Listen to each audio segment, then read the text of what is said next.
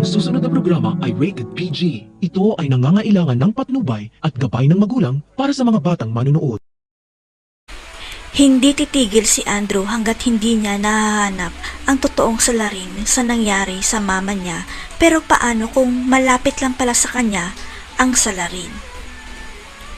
Walang kamalay-malay si Andrew na ang nirerespeto niyang asawa ng kapatid niyang si Tomas ay may tinatago palang sikreto na babaligtad sa mundo niya.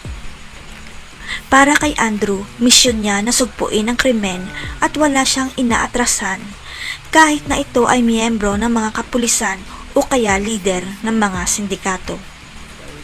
At isa sa napabagsak ni Andrew ay si Major Delgado at proud siya sa sarili niya na makukulong na si Major Delgado dahil sangkot ito sa pagkamatay ni Ramon. Pero biglang bumaligtad ang mundo ni Andrew nang ibigay sa kanya ng asawa ni Ramon ang matibay na ebidensya na magpapatunay na inosente si Major Delgado.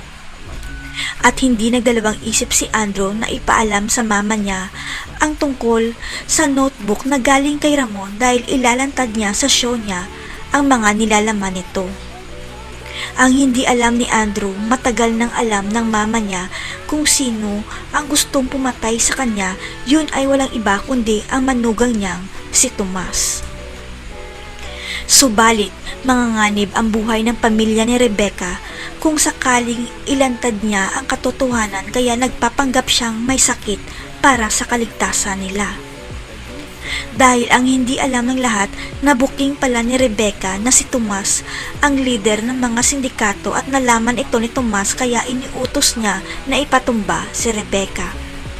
Pero hindi nagtagumpay si Tomas kaya ang kinakatakutan ni Rebecca ay si Andrew naman ang mapapahamak dahil sa hawak nitong notebook na may pangalan ng mga sindikato.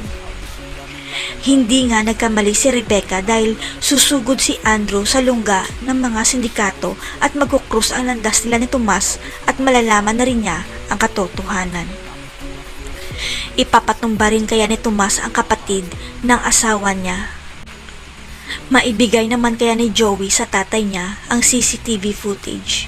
Abangan. I can feel the sweat.